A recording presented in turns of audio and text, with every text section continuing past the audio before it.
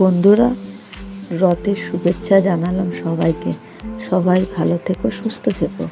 রথের দিন রথের যাত্রার একটা ভিডিও নিয়ে তোমাদের সামনে চলে আসলাম।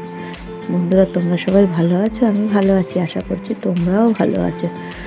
দুপুরবেলা থেকে ভিডিওটা শুরু করলাম। রাখির ছোট্ট সংসারে সবাইকে স্বাগত জানালাম। আর এদিকে দুপুরবেলা চলে গেছিলাম, কাজ থেকে আসার পরে একটু ভোগ খেয়ে নিয়েছিলাম। তখন না ফোনটা নিয়ে যায়নি বন্ধুরা, সেই জন্য দেখাতে পারিনি। অনেক লোকজন খাইয়েছে ওখানে। আর রথের এই যে প্রথমেই রথযাত্রার যে রথকে আপনাদের সঙ্গে দেখিয়ে নিলাম বন্ধুরা, আপনারা একটু দেখে নেবেন।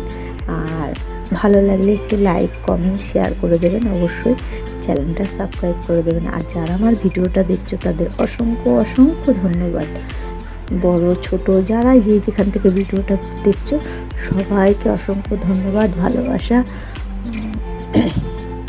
শুভকামনা জানালাম সবাইকে।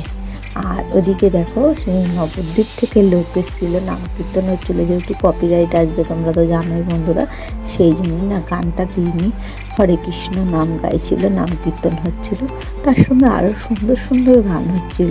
দেখো বন্ধুরা, সবাই এই যে কত মহিলারা গেছে। ওদিকে পেছনে ছেলেপুলেরাও রয়েছে, এখানে হচ্ছে মহিলারা বেশিরভাগ। আর যে রথটা টানার পরে এদিকে সামনে চলে এসেছে, যেহেতু এতটা ভিড়, তাই জন্য বন্ধুরা তোমাদের সঙ্গে দেখাতে পারিনি অনেক কিছুই। মেয়ে ছেলে ঢাকি এসেছিলো, তারপরে গিয়ে চলে গেল কেওটা ব্যান্ডেল কেওটা মোড়। ওখানে মানে বললাম কেওটা মোড় ব্যান্ডেল, ওই যে মিলিটারি কলোনি আছে সেইখানে মাসির বাড়িতে থাকবে। দেখুন কি সুন্দর করে সাজিয়েছে। আর যখন নামাচ্ছিল তখন একটু দর্শন করিয়ে দিলাম, কিন্তু যেহেতু এতটা ভিড় তাই জন্য বন্ধুরা আমি দেখাতে পারছিলাম না। আর তো যদি একটু দেখতে পারো দেখো। আর দেখো প্যান্ডেলটা কত সুন্দর করে করেছে, যেহেতু উনি থাকবে 7 দিন মাসির বাড়িতে। এখানে না প্রচুর মেলা টেলা বসেছে, সেইগুলো আর বন্ধুরা তোমাদের সঙ্গে দেখানো হয়নি, যেহেতু গুড়ি গুড়ি বৃষ্টি পড়ছিল। সেই জন্য বন্ধুরা ভালো লাগলে একটু লাইক, কমেন্ট, শেয়ার করে দিও অবশ্যই।